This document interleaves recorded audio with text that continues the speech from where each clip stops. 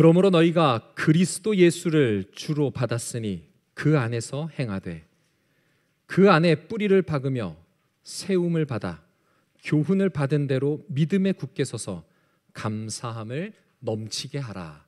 아멘. 그리스도 안에 사는 길이라는 제목의 말씀 전하고자 합니다. 청년들과 함께 어불도를 간 적이 있는데 못 사는 동네는 아니고 양식을 해서 가구당 연수입이 도시보다 훨씬 더 많다는 것을 보고 깜짝 놀랐습니다. 그러나 이 도시에 있는 많은 사람들은 육지에 가서 살기를 원하고 아이들은 꿈이 목포나 광주에 가서 공부하는 거예요. 그런데 목포나 광주에 있는 학생들은 서울에 가서 공부하기를 원해요. 그리고 직장 잡기를 원해요. 서울에 올라오면 어떤 일이 있죠? 서울에 있는 애들은 뉴질랜드나 캐나다로 가서 어학연수하고 가요. 그리고 돌아와서 공부를 외국 가서 하기를 또 원해요. 모두가 현실보다는 더 나은 세계가 어디인가 있겠지 하고 이민도 가보지만 그곳에도 어려움이 있어요. 얼마 전에 캐나다에서 산불이 났는데 1000군데서 났대요. 얼마나 큰 산불이 났는지를 알 수 있지 않습니까?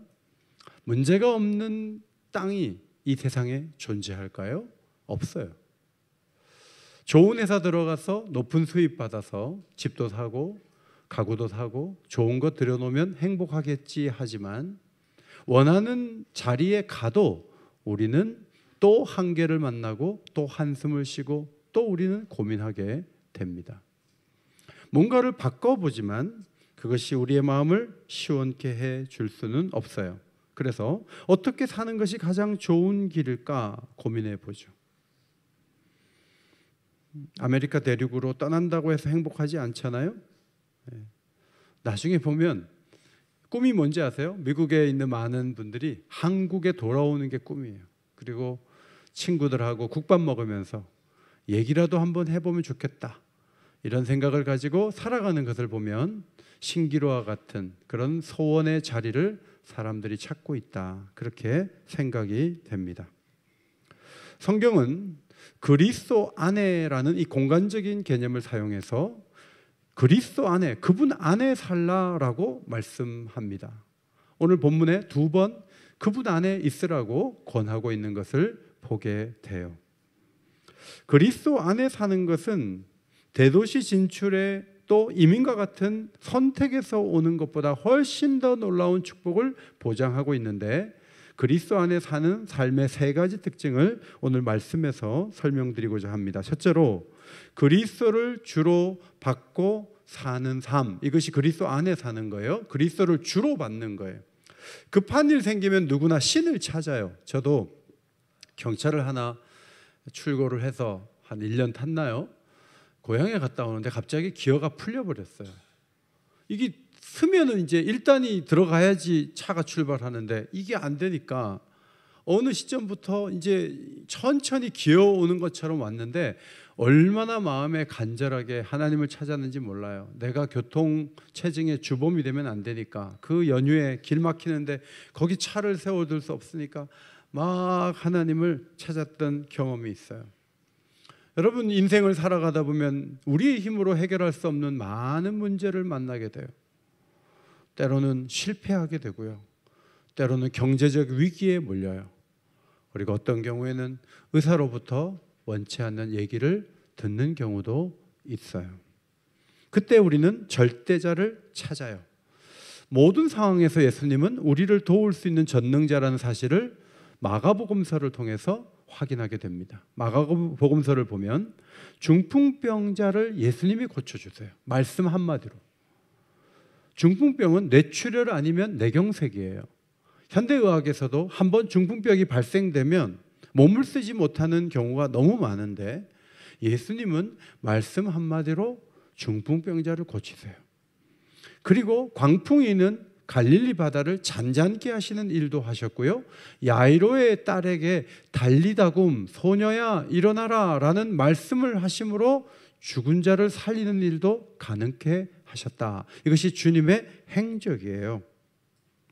그런데 우리가 예수를 주로 받는다는 것은 과거의 역사 속에 일했던 그 예수님, 십자가를 지고 우리를 대신해서 형벌을 받으신 그 예수님이 세상의 모든 불행으로부터 우리를 구원해 주실 수 있다는 분이라는 것을 인정하는 것이고, 어려울 때마다 그분에게 손을 내밀 수 있는 관계가 형성되는 것인데, 예수를 주로 받는 것은 또 한 가지, 그분에게 모든 것을 의논해야 되는 거예요. 그리고 그분이 원하는 그 일을 그분의 뜻에 따라 감당하는 것, 이것이 예수를 주로 받는 거예요. 그래서 어려울 때 손 내미는 건 누구나 하죠. 그리고 도움도 받아요. 그러나 실제 삶에서 내가 시간을 알아서 쓰고 내가 계획하고 내가 원하는 대로 살죠. 우리는 옳다고 그래서 항상 따르지는 않아요. 남편분들, 아내가 옳은 말을 많이 할 때 남편분들은 당신 생각이 옳아, 내가 당신 말대로 해줄게, 이런 경우도 있지만, 많은 경우 남자들은 고집을 부려요.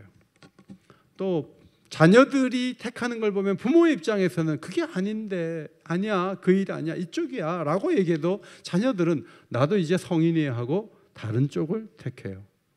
예수님이 주가 되어서 내 인생의 주인이 돼서 찾아오실 때, 나는 이걸 원해, 난 너가 더 영적인 삶을 살기를 원해, 난 네가 더 기도하기를 원해 라고 끊임없이 사인을 보내주시지만, 아니요, 난 내 길 갑니다 라고 생각하고 사는 사람이 더 많죠. 구약 역사를 보면 여호수아 장군이 있었는데 하나님의 능력으로 홍해라는 바다를 건넜어요. 그리고 가나안 정복에 나서서 난공불락의 요새를 하나님의 방법으로 여리고성을 함락을 시켰어요. 그리고 기세가 오른 이스라엘 군대가 보다 작은 아이성을 공격할 때 사람을 보냈어요. 알아보니까 성이 작아요. 갔다 온 사람들이 얘기해요. 2-3천 명만 올라가도 충분합니다. 모두를 피곤하게 하지 마세요. 그래서 여호수아 장군이 3천 명 올려보내 그랬어요. 그런데 3천 명이 가가지고요, 36명이 전사하고 쫓겨내려왔어요. 무슨 문제가 있었죠? 작은 것이라고 해도 하나님께 묻지 않고 그냥 나가다가 어려움을 당했다 하는 것을 성경이 보여줍니다. 예수를 주로 모신 삶은 어떤 삶입니까? 골로새서 말씀을 잘 읽어보면 1세기 종들 가운데 예수를 주로 모신 종들이 있었는데, 주인에게서 도망쳐라 그렇게 가르치지 않고 사도 바울은 이렇게 가르쳤어요. 눈가림을 하지 말고 무슨 일을 하든지 마음을 다하여 주께 하듯 하고 사람에게 하듯 하지 말라. 예수를 주로 모셨는데 주인과의 관계가 아주 좋아지는 거예요. 주인에게 또 말합니다. 종을 부리는 주인이라 할지라도 하늘에도 나의 상전이 계신 것을 알고 의와 공평을 종들에게 베풀라. 남편은 아내에게, 아내는 남편에게, 부모는 자식에게 하나님이 원하시는 수준이 있어요. 그쪽 방향으로 잘 걸어가는 것이 예수를 주로 모신 삶이라고 성경은 가르쳐 줍니다. 예수를 주로 모시고 살면 인생의 변화가 일어납니다. 자기를 위해 살지 않고 하나님의 뜻대로 살아요. 제가 로마에 한번 가봤는데 베드로 성당 보고 깜짝 놀랐어요. 야, 헌금을 걷어갖고 이렇게 큰 예배당을 지었구나. 그래서 종교개혁이 일어났지만 한편으로는 어부가, 갈릴리 어부가, 그것도 바다도 아니에요, 호수에서 고기잡이 하던 사람을 불러가지고 얼마나 대단했으면 이 로마 땅에다가 이렇게 큰 예배당을 그의 이름으로 지을 수 있느냐 하는 거예요. 저희 이모부는 영국 분이신데 이름이 피터예요. 피터는 베드로라는 말이에요. 사람 이름도 막 적어요. 어떻게 얼마나 위대한 삶을 살았으면, 그리스도 안에 살았기 때문에 베드로의 인생이 위대하게 된 거예요. 사도 바울은 예수 그리스도를 믿는 사람을 너무 싫어했고 교회가 문을 닫아야 된다고 생각했지만 그에게 나타나신 하나님 손에 붙들린 바 되어 복음을 전하는데 평생을 바치고 위대한 서신서를 남겨서 우리가 성경으로 읽고 있는 것이죠. 세상에는 자기 힘만으로 사는 사람이 있고 누군가 도움을 받으며 사는 사람이 있어요. 두 가지 다 온전하지 않아요. 하나님의 도우심을 받아야죠. 예수님은 언제든지 우리를 도우실 수 있는데 우리의 주인이 되기를 원하세요. 그리고 우리의 기울어진 생각을 따라 살지 않고 하나님의 완전하신 계획을 따라 살아가므로 온전한 길을 걸어가기를 원하는 것이 우리 주님의 마음이다 하는 거예요. 그래서 예수 그리스도를 주인으로 모시고 한번 살아보는 기쁨이 여기에 계신 모두에게 있게 되시기를 주의 이름으로 축원합니다. 두 번째로 뿌리 박아 세움받는 삶이에요. 뿌리 박다 이런 말은, 이 단어는 건축할 때 털을 닦는다는 의미도 되고요, 씨를 뿌리고 흙을 덮는다는 의미도 되는 거예요. 뿌리 있는 어떤 식물을 뿌리를 내려서 흙을 덮어주면 나중에 거기서 열매가 나타나요. 씨앗이 보기 싫어갖고 땅에 묻는 게 아니에요. 뭔가 기대를 가지고 씨앗을 뿌리면 그 씨앗이 발아해서 식물이 되고 열매를 맺는 거예요. 그래서 씨를 뿌리는 사람에게는 기대가 있는 거예요. 예수님께 내 인생을 한번 뿌리 박아 보면 그분이 나를 살게 하시고 나를 세워주시는 그런 인생이 있다 하는 것을 성경이 가르치고 있는 것입니다. 사과 모종을 심었습니까? 얼마 후에 사과 열매를 거둘 거예요. 감나무를 심었어요?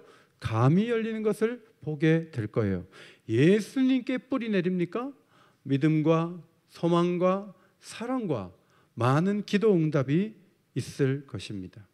예수님은 십자가에서 죽으심으로 죄가 가지고 오는 고통에서 우리를 건져주시고, 우리가 실수하고 잘못된 길을 걸어갔을 때 우리 주님이 도와주셔서 우리가 벗어나고 참된 행복의 길로 다시 일어서서 갈 수가 있는 거예요. 여러분 가운데 자녀들이 멀리 떨어져 있는 분들이 있죠. 우리가 가서 어떻게 도와줘요? 우리 주님께 그 아이들이 주님께 뿌리 내리면 주님이 그곳에서 공급하시고 길을 여시고 도와주시는 은총을 베풀어 주시죠. 주님께 뿌리 내리면 어떤 일이 일어나는가? 누가복음 19장에 삭개오라는 사람의 말씀을 좀 드리고 싶어요. 이 사람은 여리고의 세리장인데 당시에 로마가 지배했고 세금을 많이 거둘수록 진급이 빠른 거예요. 세리장이니까 로마가 요구하는 돈을 더 많이 걷었어요. 그리고 세리장까지 올랐어요. 동족들은 그 세금을 내느라 많이 눌리고 힘들었고 삭개오를 상대하지 않았겠죠. 삭개오는 많은 것을 가지고 있었지만 외로웠어요. 힘겨웠어요. 그러던 차에 예수님이 지나간다, 여리고에 지나간다라는 말을 듣고 돌 무화과 나무 위에 올라가지고 예수님을 이렇게 보고 있었어요. 그런데 예수님께서 지나가시다가 삭개오를 보시면서 삭개오야, 내려와라. 내가 오늘 너희 집에 유하여야 하겠다. 이렇게 말씀을 하신 거예요. 기쁨으로 삭개오 집에 가서 무슨 음식을 대접했고 무슨 대화를 나눈지 성경에 소개되어 있지 않지만 놀라운 변화가 일어났어요. 아침이 됐는데 그 다음 날 삭개오가 예수님께 말씀했습니다. 주여, 보시옵소서. 제가 가난한 자들에게 재산 절반을 나누겠습니다. 제가 억지로 뺏은 것이 있다면 4배로 갚아주겠습니다. 예수님이 요구한 게 아니에요. 자기가 그런 고백을 한 거예요. 주님께 뿌리 내렸을 때 지난밤에 놀라운 변화가 그 마음 가운데, 그 인생 가운데 있었다는 것을 보여줘요. 삭개오가 그 약속을 지켰을까요? 아마 못 지켰으면 누가복음 19장에 절대로 올라올 수 없어요. 삭개오는 실제로 자신의 약속을 지켰던 것이죠. 예수님을 만나면 인생이 더 온전해지고 더 아름다워지고 풍성해집니다. 예수께 내 인생을 뿌리 내리면 좋은 일만 일어나나요? 그렇진 않아요. 요한복음 11장에 보면 3남매가 나오죠. 마르다, 마리아, 나사로 3명이 나와요. 3명을 예수님이 다 알고 계셨어요. 특별히 마리아는 옥합을 깨트리고 주님을 기쁘게 했던, 선행을 했던 여성이에요. 나사로라는 오빠가 아플 때 누이 동생들이 예수님께 전가를 보냈습니다.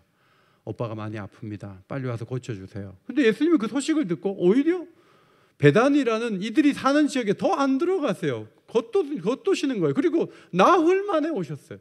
죽은 지 나흘 만에 오셨다고요. 그때 마르다가 너무너무 화가 난 거예요. 주님이 여기 계셨다라면 내 오라버니가 죽지 않았을 거라고 마르다가 막 얘기해요. 예수님이 네 오라비가 살아난다. 맞아요. 마지막 날에 세상 마지막 때에 살아나겠죠. 분노가 있는 거예요. 그때 예수님께서 마르다에게 하신 말씀이 요한복음 11장 25절 26절이에요. 앞에 보시고 한번 읽겠습니다. 시작. 나는 부활이요 생명이니 나를 믿는 자는 죽어도 살겠고 무릇 살아서 나를 믿는 자는 영원히 죽지 아니하리니 이것을 내가 믿느냐? 부활이 있다는 말씀을 하셨어요. 곧장 예수님이 아마 우리 오빠를 살려낼 거야 이런 기대감이 마르다에게 있었으면 좋지만 없었던 것 같아요. 뒤이어 동생 마리아가 나타났어요. 그도 주님 보자마자 주께서 여기 계셨더라면 우리 오라버니 죽지 않았을 거라고 똑같은 얘기를 해요. 그때 예수님께서 눈물을 흘리세요. 그 오빠를 아버지처럼 의지하던 오빠를 의지하던 그 동생들의 아픔을 공감하시는 거예요. 한편으로는 그 눈물은 비통함의 눈물이었어요. 죽음이라는 것에 갇혀가지고 죽음 안에서 한숨 쉬는 그 인생들의 그 모습을 보시면서 생명의 원천이신 하나님의 아들 예수께서 답답한 마음을 가지고 눈물을 흘리셨던 거예요. 그리고 그 오빠가 묻혀있는 나사로 동굴 같은 것에 묻어놓거든요. 거기 앞으로 가셨어요. 그리고 주님이 이렇게 말씀하셨어요. 나사로야 나오너라 그랬어요. 그때 나사로가 배를 동인 채로 나오는 역사를 경험했어요. 여러분 이 사건은 그 가족에게 큰 위로와 기쁨이 됐을 것 같아요. 베다니 동네 사람들도 장례를 같이 치렀기 때문에 이 부활의 능력을 가지신 이 예수님을 주목하면서 죽음의 문제가 해결될 수 있다는 이 놀라운 사실 앞에서 굉장히 큰 감동을 했을 것 같아요. 그런데 여러분 나사로가 그 다음에 계속 살았을까요? 죽었을까요? 예를 들어 일주일 살다가 죽었다고 합시다. 그러면 장례식 2번 치러야 되는 거예요. 또 죽을 걸 못하러도 살려요. 제가 입관실에 많이 들어가요. 장례식이 많아서. 입관실에 가서 제가 권사님 잠깐 일어나세요 그랬는데 권사님이 벌떡 일어나가지고 아이고 목사님 그러면서 얘들아 그리고 일주일 후에 돌아가시면 유족들이 뭐라 그래요? 목사님은 공연하게 불편하게 한다고. 그냥 가실 때 그냥 가시면 되는데 목사님이 그냥 살려가지고 일을 복잡하게 한다고 그렇게 얘기하지 않을까요? 여러분 예수님께서 다시 죽을 사람을 왜 살리십니까? 이유가 뭡니까? 여기는 어떤 의미가 있습니까?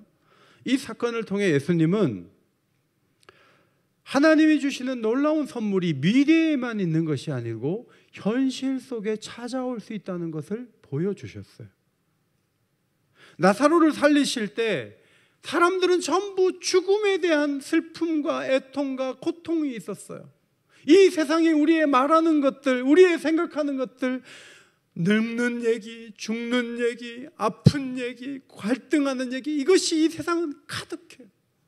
그런데 주님께서 그 모든 사람들의 그 고정관념과 그 아픔 속에서 나사로를 살리시면서 이 세상의 주된 줄거리가 죽음이 아니고 생명이 될 수 있다는 것을 역사 가운데 선포한 사건이 나사로를 살린 사건이에요.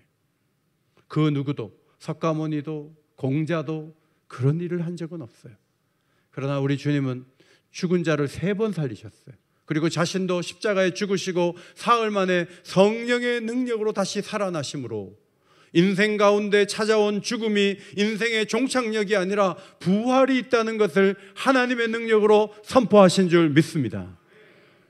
교회 처음 오신 분들은 죽음에서 살아날 수 있다는 얘기를 하면 처음 오신 분들은 오늘 좀 잘못 온 것 같다. 전체적으로 조금 이상하다. 이렇게 생각하실 수 있어요. 그러나 여러분, 예수 그리스도께서 생명을 가지고 오시고 생명이 죽음을 이길 수 있고 기쁨이 슬픔을 넘어설 수 있고 실패가 있다 할지라도 하나님이 이루시는 승리가 우리에게 반드시 예수의 능력으로 주어질 것을 믿으시기 바랍니다. 그것이 하나님이 주시는 선물이라는 거예요. 물론 여러 가지 질환이 정복되지 않고 있고 가난한 사람들은 계속 빈민촌을 벗어나기 어렵게 살아가고 있어요. 이 세상의 고통과 상처와 상실이 끝이 없어 보여요. 그러나 성경이 말하는 바가 뭐예요? 예수께 그 인생에 한번 뿌리 내려 보라는 거예요. 한번 왔다 가는 거는 뿌리 내리는 게 아니에요. 깊이 있게 한번 뿌리 내려 보라는 거예요. 제가 일부 예배 때마다 중층을 보는데 지난 6월인가요? 우리 교회 처음 오셨던 어떤 분이 뿌리를 내리고 있어요. 이제는 고개를 끄덕이고 처음에는 막 인사도 안 하셨어요.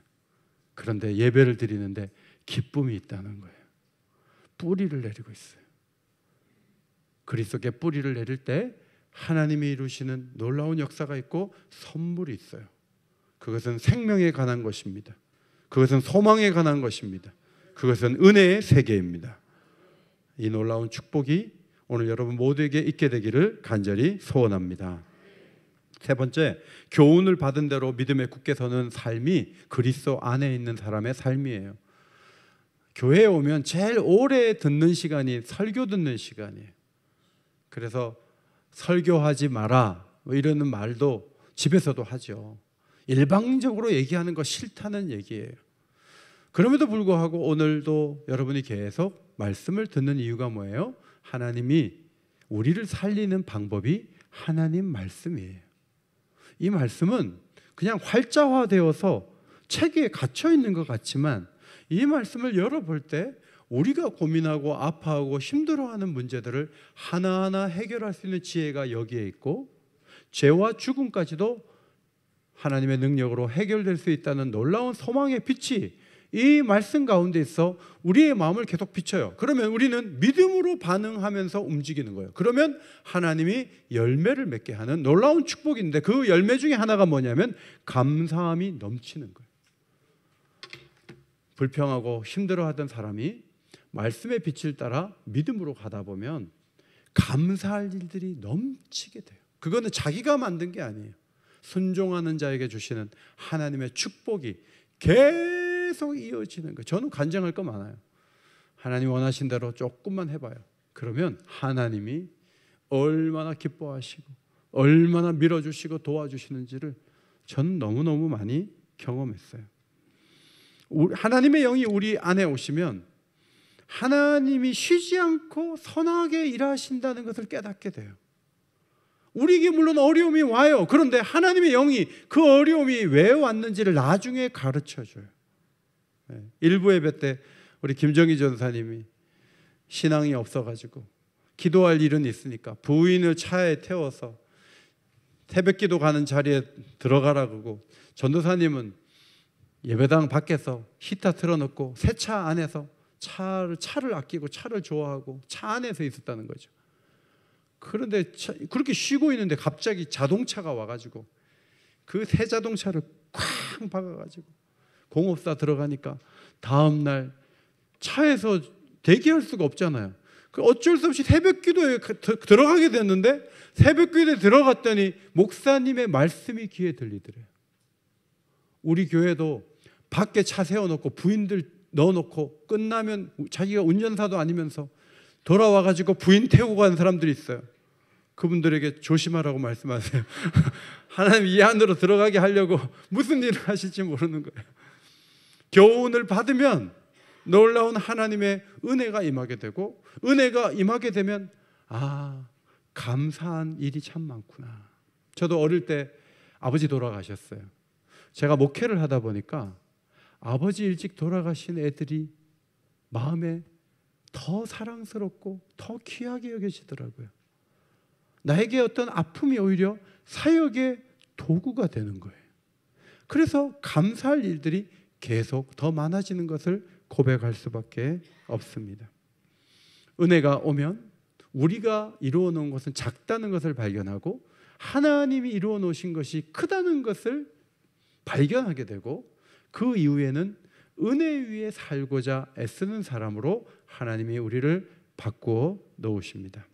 여행을 많이 했던 프랭크 마리온 데이비스라는 사람이 교회에서 성가대 지휘도 하고 노래도 하고 그런데 이 사람이 1800년대 사람이니까 증기기관 배에서 아름다운 시를 적어서 곡을 붙여갖고 찬송시를 하나 만들었는데 찬송가 하나를 만들었는데 그게 401장이에요. 401장을 가사를 보면 예수 안에 있으면 이런 것들을 인도함을 받고 기대할 수 있구나. 그것을 발견하게 돼요. 제가 1절을 부르고 여러분이 2절, 3절을 불러주세요. 첫음 주의 곁에 있을 때 마음이 든든하오니 주여 내가 살 동안 인도하여 주소서. 주여